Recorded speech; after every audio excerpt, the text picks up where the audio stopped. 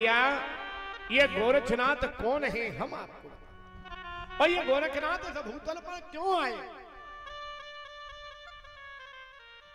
जब जब हो ये धर्म की हानि, बाण ही असुर अधम अभिमानी, तब तब धर प्रभु विविध शरीरा, हरे व्याध भगवान इस भूतल पर तब आए जब भार बढ़ा तो प्रभु राम इस भूतल पर, जब भूभार बढ़ा तो भगवान कन्हैया इस भूतल पर आए हैं।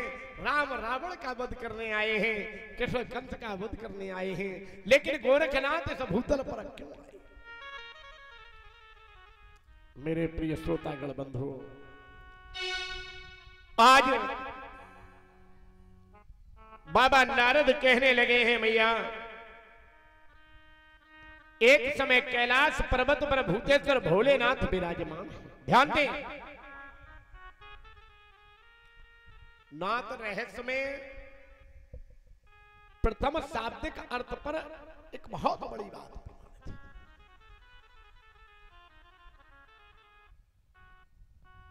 मेरे प्यारे भक्तों, आज हम स्वयं ईश्वर की कथा सुन रहे हैं। ईश्वर अंश जीव अविनाशी। क्यों?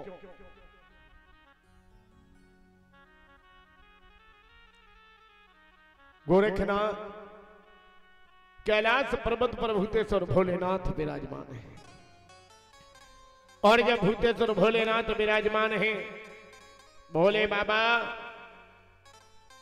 समाधि में लीन है। मैया पार्वती ने चारों तरफ देखा कि भोले बाबा समाधि में लीन है, और जब भोले बाबा समाधि में लीन है,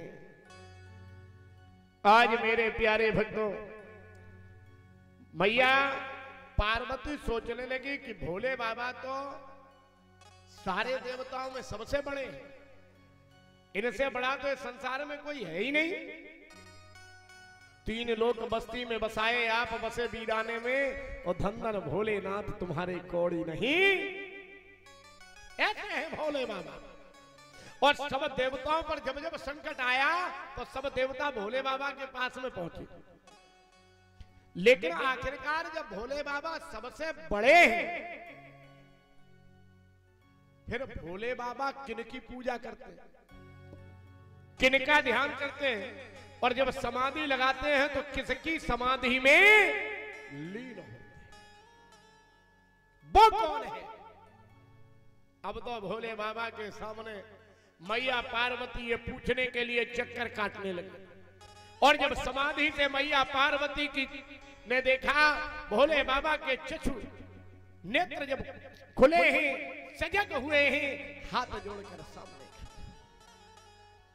बोले बाबा एक निवेदन है, तुम तो सर्वज्ञ हो, तुमसे बड़ा तो कोई नहीं है, लेकिन मैं पूछना चाहूंगा तुम किनकी पूजा करते हो, वो कौन है ना। बड़े भाव से मैया कहने लगी, प्रभु जय कि है कौन जगत में तुमसे बड़ा,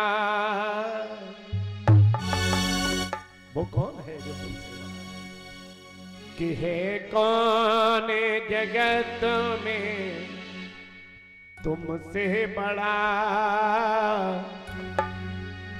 और जिनका तुम ध्यान तो धरते हो।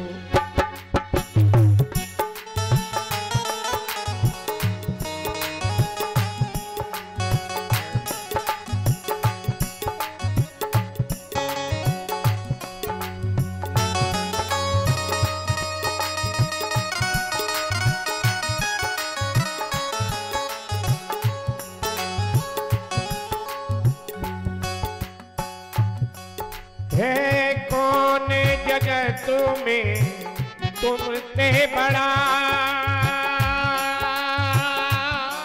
जय हो, जिसका तुम ध्यान तो धरते हो। जिनके चरणों में हो भोले, जय हो बाबा। जिनके चरणों में हे भोले,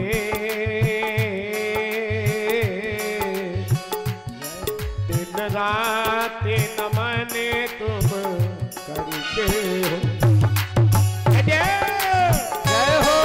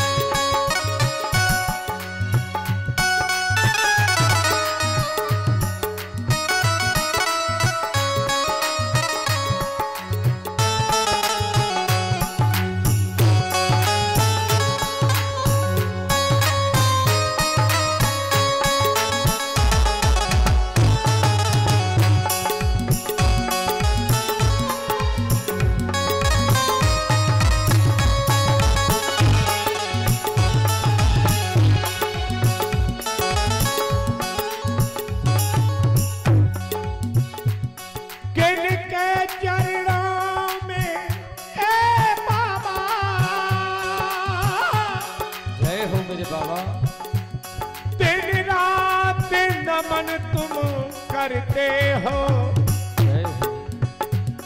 है कौन जगत में प्यारे, है कौन जगत में तुमने बड़ा, है कौन जगत में तुमसे बड़ा, जिनका तुम नमन तो करते हो।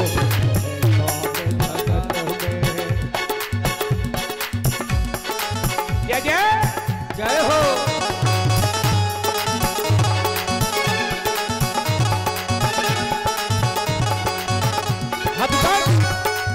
जय हो।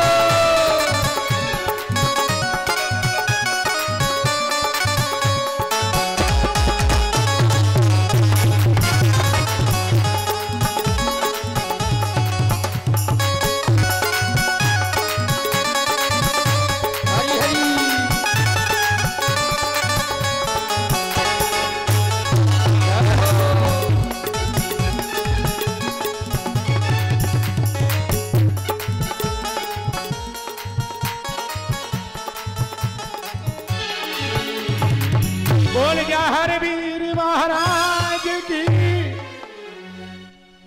एक बार बड़े प्रेम से गोगा जी महाराज के नाम का जय घोष। बोल गुरु गोरखनाथ महाराज की जय हो। है कौन जगत में, मैया पार्वती कहने लगी भोले बाबा सारी बातें को बाद में है, पहले ये बताओ तुमसे बड़ा कौन है। बोले क्यों? बोले पता नहीं तुम दिन रात किनके ध्यान में मगन रहते हो। है धीरे धीरे मैया पार्वती की नजर भोले बाबा की है। जैसे ही इतनी बात को कहा कि ये माला किसकी है, भोले बाबा कहने लगे देवी जब जब तुम इस धाम को छोड़कर परम धाम को गई हो, जब जब तुम इस धाम को छोड़कर परम धाम को गई हो, तब तब जब जब तुम इस धाम को छोड़कर परम धाम को गई हो, तब तब तुम्हारे सर की माला को हमने अपने गले में पिरो लिया है। भोले बाबा ने बड़े ही सजग स्वभाव से मैया पार्वती को जब ले, मैया पार्वती विचार करने लगी। मैया पार्वती तो आज विचार करने लगी। इसका मतलब है भोले बाबा जब ध्यान में होते हैं तो इस माला का जाप किया करते हैं, और जब माला का जाप किया करते हैं तो इसका मतलब मैं शक्ति हूं, और शक्ति संसार में प्रबल है, शक्ति संसार में सर्वमान है, शक्ति संसार में सर्वज्ञ है, शक्ति से बड़ा है संसार में। इसलिए निश्चित है इसका मतलब है कि भोले बाबा से हम बहुत आगे हैं। इसका मतलब है कि भोले बाबा से हम बहुत आगे हैं, बहुत बड़े हैं। मैया पार्वती भोले बाबा से कहने लगी, बोले वो समझ गए। बोले क्या? बोले अब हमें जवाब मिल गया कि तुमसे बड़ा कौन है, तुम किनका ध्यान करते हो। भोले बाबा सोचने लगे मामला कभी कभार जवाब गलत हो जाता है। हाँ। बोले गड़बड़ तो नहीं है। बोले नहीं, हम बिल्कुल समझ गए। बोले क्यों? बोले आपको मालूम है जब जब इस संसार में अवतार हुआ तब तब शक्ति पहले अवतरित हुई। बोले कैसे? बोले जब राम अवतार हुआ तो सीता पहले आई। भोले बाबा बोले बिल्कुल सही है। और बोले आपको मालूम है क्या कि जब राम हुए तब सीता बनी। जब भगवान राम आए तो सीता शक्ति के रूप में पहले आई, और जब आई तो लीलाधारी भगवान राम कहलाए। लंका पर चढ़ाई की, रावण का वध किया, श्रेय सीता। और एक बात और बता दें, एक दिन यथार्थ सत्य यह है कि एक दिन हम घूमते हुए एक शिष्य के साथ में उन्हीं की गाड़ी पर बैठे हुए हम ग्रेटर नोएडा के पास में रावण की जन्मभूमि बताई जाती है। ग्रेटर नोएडा के पास। और जब उस जन्मभूमि पर हम पहुंचे तो वहां के जो महंत थे वो अपने औरैया डिस्ट्रिक्ट के, बाद में जब बातचीत हुई तो उस गांव में कभी रामलीला नहीं होती और उस गांव में कभी दिवाली नहीं मनाई जाती। मिश्रिक करके नाम है, ग्रेटर नोएडा के बिल्कुल बगल। वहां एक पुस्तक रखी थी। उस पुस्तक को जब मैंने पढ़ा तो उस पुस्तक में लिखा था, बोले कि सारे प्रमाण दर्शाते हैं कि सीता रावण की पुत्री थी। कई जगह प्रमाणित है। अब सीता जब रावण की पुत्री थी तो जब सीता का विवाह प्रभु राम के साथ में हुआ तो रावण ने बड़ी खुशी मनाई। और जब रावण को यह पता लगा कि रावण की वह बेटी वन गमन के लिए छोड़ दी तो रावण को बहुत कष्ट हुआ। और जब कष्ट हुआ तो अपनी बेटी का हरण करके लाए। उस पुराण में ऐसा दर्शाया।